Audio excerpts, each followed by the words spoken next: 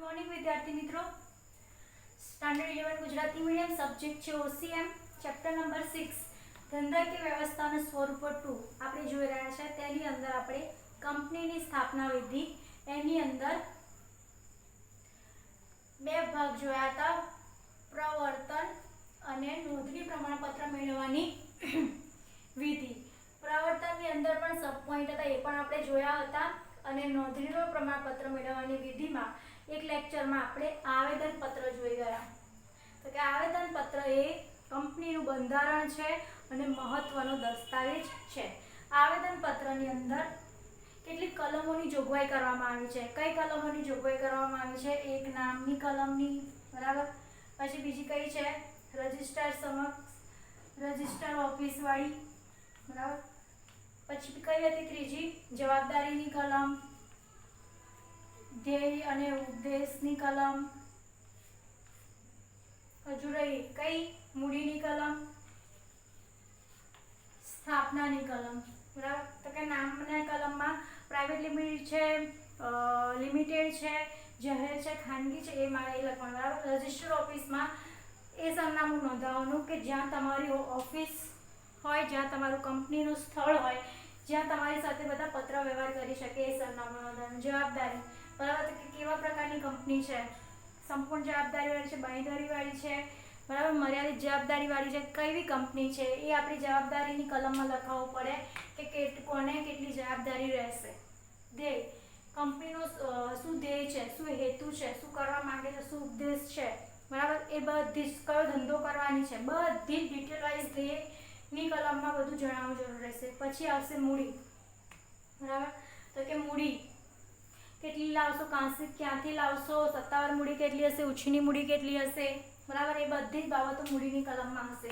અને છેલ્લું છે સ્થાપના,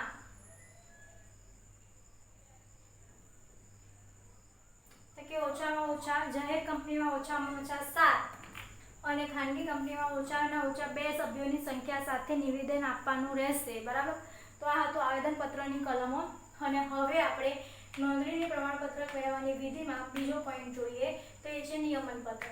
આવેદન પત્ર એ બધી કંપનીની બાહ્ય વહીવટીના નિયમો નક્કી કરે છે, જ્યારે નિયમન પત્ર એ કંપનીની આંતરિક વહીવટના નિયમો નક્કી કરતો દસ્તાવેજ છે। કંપની એ આવેદન પત્ર એ કંપનીના બાહ્ય વહીવટ એટલે કે કંપનીનું નામ, રજિસ્ટર સમક્ષ, જવાબદારી, ધ્યેય, મૂડી, એ બધી બાહ્ય બાબતો કોણ જોવે છે? आवेदन पत्र जोए छे। अने कंपनी अंदरनी आंतरिक वहीवटो ए कोण करे छे? तो के नियमन पत्रना दस्तावेजमां दर्शावेलुं होय छे। आवेदन पत्रनी मर्यादामां रहीने नियमन पत्रमा कंपनीनो वहीवट चलाववा माटे नियमो जणाववामां आवेला होय छे। नियमन पत्रनी अंदर कंपनीमां कया नियमो हशे, कया नियमो फॉलो करवाना रहेशे, कया नियमो मान्यमां रहेशे, ए बधा ज नियमो आवेदन पत्रनी मर्यादामां रहीने नियमन पत्रमा दर्शावेला हशे अने कंपनीना दरेक सभ्योए आ नियमोने मानवा पड़ता होय छे। सभ्योना अधिकारीओ शेर हप्ता, शेर जप्ती, संचालक मंडळनी सत्ताना नियमो होय छे। ज्यारे आपणे शेर बहार पाडीए छे त्यारे કેટલાક શેરના હપ્તા હોય છે, બરાબર, તો એના માટેના જે નિયમ હોય છે તે શેર માટેની જે મૂડી ના ભરી હોય તો શેર જપ્તી, बराबर, संचालकोनी सत्ता शू रहेशे, सभ्योना अधिकारो केटला रहेशे, ए बधी ज बाबतो नियमन पत्रमा जणावेली होय छे। आवेदन पत्र अने नियमन पत्र नी नोंधणी थवाथी बंने दस्तावेजो जाहेर दस्तावेजो बने छे। जे रीते आवेदन पत्रनी नोंधणी करावવાની હોય છે તેવી જ રીતે નિયમન પત્રની નોંધણી પણ કરાવવાની હોય છે। એટલું યાદ રાખવાનું કે આવેદન પત્ર એ રજિસ્ટર સમય કેટલા દસ્તાવેજો આપણે આપવા પડે, જ્યારે નિયમન પત્રની અંદર કંપનીમાં કોનો વહીવટ હશે, કોણ ચલાવશે, કેટલા નિયમો હશે, એ નિયમો બધાને માનવા પડશે। સભ્યોના અધિકારો, શેર હપ્તા, શેર જપ્તી, સંચાલક મંડળની સત્તા બધું નિયમન પત્રમાં નક્કી કરેલું હોય છે।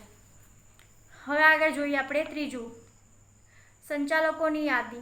तो कि नोंधणीना प्रमाणपत्र मेळववानी विधिमां ત્રીજી प्रक्रिया है संचालकोनी यादी। तो कि जे लोको संचालक तरीके काम करवा माटे तैयार होय जे सभ्यो, ए એ લોકોની એક યાદી બનાવવામાં આવે છે.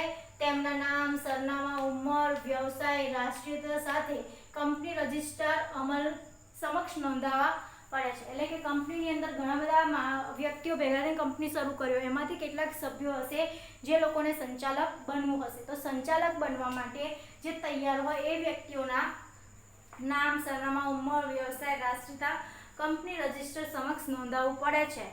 અને આ જે સંચાલકોનું જે યાદી હોય છે તેની અંદર ઓછામાં ઓછી એક વ્યક્તિ મહિલા સંચાલક હોવી કમ્પલસરી છે.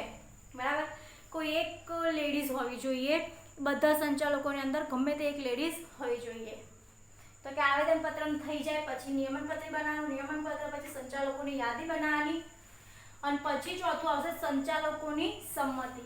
તો કે સંચાલક તરીકે કાર્ય કરવા તૈયાર છે તેવું સંમતિ પત્ર આપવું પડે છે. હવે આપણે રજિસ્ટ્રાર સમક્ષ સંચાલકોના નામ, સરનામા, ઉંમર, વ્યવસાય બધું જમા કરાવી દીધું, પણ રજિસ્ટ્રાર સમક્ષ સંચાલકોનું એક સંમતિ પત્ર પણ આપવું પડે છે કે સંચાલક એ સંચાલક તરીકે કાર્ય કરવા માટે તૈયાર છે તેવું સંમતિ પત્ર આપવું પડે છે.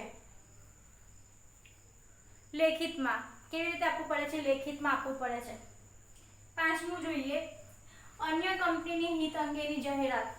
તો કે સેક્રેટરી, કંપનીના સંચાલકો, મેનેજર, સેક્રેટરી કે ભરનું ભરનાર જો બીજી કંપની સાથે હિત સંબંધ ધરાવતી હોય તો તે અંગેનું નિવેદન પત્ર નોંધાવવું પડે છે. કંપનીની અંદર જે સેક્રેટરી હોય છે, જે મેનેજર હોય છે, જે સંચાલકો હોય છે, બરાબર, એ લોકોને કોઈ બીજી કંપની સાથે કોઈ પણ એવી રીતે વ્યવહાર હોય અથવા તો બીજી કોઈ કંપની સાથે કોઈ પણ કરાર કરેલું હોય તો એ રજિસ્ટ્રાર સમક્ષ તેનું નિવેદન નોંધાવવું પડે છે કે અમે બીજી કંપની સાથે સંકળાયેલા છે, બીજી કંપની સાથે અમારા આ વ્યવસાય કરી રહ્યા છે, બીજી કંપની સાથે અમારે આ ધંધો કે વેપાર ચાલુ છે, એવું એક સંમતિ પત્ર નોંધાવવું પડે છે. બરાબર, નિવેદન પત્ર આપવું પડે છે રજિસ્ટ્રાર સમક્ષ. અને છઠ્ઠું છે કાયદાની પાલનની જોગવાઈનું નિવેદન. કંપનીની નોંધણી માટે ઉપરોક્ત બધી જ કાયદાકીય જોગવાઈનું પાલન કરવામાં આવ્યું છે તે નિવેદન નિયત ફોર્મમાં કંપની રજિસ્ટર સમક્ષ નોંધાવવું પડે છે. એટલે કે આવેદનપત્ર, નિયમનપત્ર, સંચાલકોની યાદી, સંચાલકોની સંમતિ, અન્ય કંપનીના હિત અંગેની જાહેરાત બધા જ આપણે કંપની તરફથી જે પણ આપણે નિવેદનો આપ્યા છે, જે સંમતિપત્રક આપ્યા છે, જે આવેદનપત્ર આપ્યું છે, નિયમનપત્ર આપ્યું છે, તેની અંદર કાયદાનું પૂરેપૂરું પાલન થયું છે એવું પણ એક આપણે નિવેદન રજિસ્ટ્રાર સમક્ષ નોંધાવવું પડે છે. એ નિવેદન આપણે નિયત ફોર્મમાં, એ લોકો જે ફોર્મ આપે એ ફોર્મની અંદર આપણે જણાવવું પડે છે કે અમે નોંધણીની પ્રમાણપત્ર મેળવવા માટે જે પણ દસ્તાવેજો આપ્યા છે તેની અંદર બધી માહિતી સાચી છે અને એમાં પૂરેપૂરું કાયદાનું પાલન કરવામાં આવ્યું છે એવું એક સંમતિપત્ર કે એક નિવેદન આપવું પડે છે. ઉપરના દસ્તાવેજો સાથે નોંધણીની ફી ભરવામાં આવે છે. આ બધા દસ્તાવેજોની સાથે સાથે નોંધણીની ફી ભરવામાં પણ આવે છે. કંપની રજિસ્ટ્રારે દસ્તાવેજોની ચકાસણી કર્યા બાદ જો દસ્તાવેજો સંતોષકારક માલુમ પડે તો તેની નોંધણી કંપનીઓના ચોપડામાં કરે છે. આ બધા જે વિધિ કરવામાં આવે છે આ બધી બાબતો કંપની રજિસ્ટ્રાર ચેક કરશે અને એને લાગશે કે તમે જે બાબતો આપી છે તે સાચી છે અને એને સંતોષકારક લાગશે તો જ એની નોંધણી કંપનીના ચોપડામાં કરે. એટલે કે એની પાસે જે કંપનીઓનો ચોપડો હોય જેમાં નોંધણી કરતો હોય તેમાં નોંધણી કરે છે. આ વિધિ પૂર્ણ થયા બાદ રજિસ્ટર નોંધણીનું પ્રમાણપત્ર આપે છે.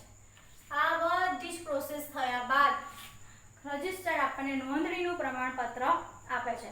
નોંધણીના પ્રમાણપત્રમાં જે તારીખ આપવામાં આવી હોય તે તારીખ કંપનીની શરૂઆત થયેલી ગણાશે. 1 માર્ક્સનો ક્વેશ્ચન અહીંયા આગળ કે કંપનીની શરૂઆત ગમે ત્યારે થઈ હોય પણ જ્યારે આપણને નોંધણીનું પ્રમાણપત્ર મળે ત્યારે જ કંપનીની શરૂઆત થઈ તેવું ગણવામાં આવે છે. બરાબર, કંપની રજિસ્ટ્રાર કંપનીનું નોંધણી પ્રમાણપત્ર આપવાની સાથે ઓળખ નંબર ફાળવે છે. નોંધણીનું પ્રમાણપત્ર આપવાની સાથે આપણને એક આઈડી નંબર આપે છે. નોંધણીનું પ્રમાણપત્ર એટલે કે આઈડી નંબર આપે છે. શું આપે છે? આઈડી નંબર આપે છે. કોઓપરેટિવ આઇડેન્ટિફિકેશન નંબર આપે છે. જે કંપનીની ઓળખ બને છે તેનો સમાવેશ નોંધણીના પ્રમાણપત્રમાં કરવામાં આવે છે. કંપનીએ રજૂ કરેલા મૂળ દસ્તાવેજો અને માહિતી પત્રકો કંપનીનું વિસર્જન ન થાય ત્યાં સુધી કંપની રજિસ્ટરે ઓફિસે સાચવવામાં આવે છે. જેટલા પણ આપણે આવેદનપત્ર આપ્યા, નિયમન પત્ર આપી, જે પણ યાદી આપી, એ બધી જ વસ્તુ જ્યાં સુધી આપણી કંપનીનું વિસર્જન ના થાય ત્યાં સુધી કંપનીની જે રજિસ્ટર ઓફિસ હોય છે ત્યાં સાચવીને રાખવામાં આવે છે. ખાનગી કંપની આ વિધિ પૂરી કર્યા બાદ ધંધો શરૂ કરી શકે છે. જ્યારે જાહેર કંપની વિજ્ઞાપન પત્ર બહાર પાડી લઘુત્તમ ભરણાની શરતો પૂરી કર્યા બાદ શેરની ફાળવણી કરી શકે છે. તો કે જ્યારે નોંધણી પ્રમાણપત્રની આ બધી વિધિ પૂરી થઈ જાય ત્યારબાદ આપણે નોંધણીની ફી આપવી પડે છે. નોંધણીની ફી આપ્યા પછી એને જો આ બધા દસ્તાવેજો સંતોષકારક લાગશે કંપની રજિસ્ટરને તો એ આપણો એક સંમતિ નોંધણીનું પ્રમાણપત્ર આપશે, બરાબર. અને ત્યારબાદ જે તારીખે પ્રમાણપત્ર આપે તે દિવસથી આપણી કંપની શરૂ થઈ તેવું ગણાશે. નોંધણીની પ્રમાણપત્રની સાથે સાથે કંપનીને એક ઓળખપત્ર પણ આપવામાં આવે છે. એ કંપનીની ઓળખ બને છે. કંપનીના રજૂ કરેલા મૂળ દસ્તાવેજો, માહિતી પત્રકો જ્યારે કંપનીનું વિસર્જન થાય છે ત્યાં સુધી તેને સાચવવામાં આવે છે.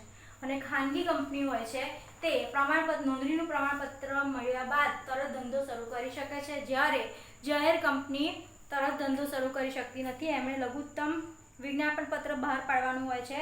ત્યારબાદ લઘુત્તમ ભરણાની જે પણ શરતો પૂરી કરવાની હોય છે તે શરતો પૂરી કર્યા બાદ જ તે કોઈ પણ ધંધો શરૂ કરી શકે છે અથવા કંપની શરૂ કરી શકે છે. તો અહીંયા આગળ તમારી કંપનીની સ્થાપના વિધિ પૂરી થાય છે. કંપનીની સ્થાપના વિધિમાં પહેલું પ્રવર્તન એટલે કે આપણને ધંધા કરવાનો વિચાર આવે, કંપની સ્થાપવાનો વિચાર આવે અને એના માટેની જે પ્રોસેસ હોય છે તે પ્રવર્તનમાં આવે છે. અને આપણે જ્યારે નક્કી કરી લીધું છે, બધી ચકાસણી કરી લીધી છે, દસ્તાવેજ બધું બનાવી લીધું છે, ત્યારબાદ આપણે આપણી કંપનીની નોંધણી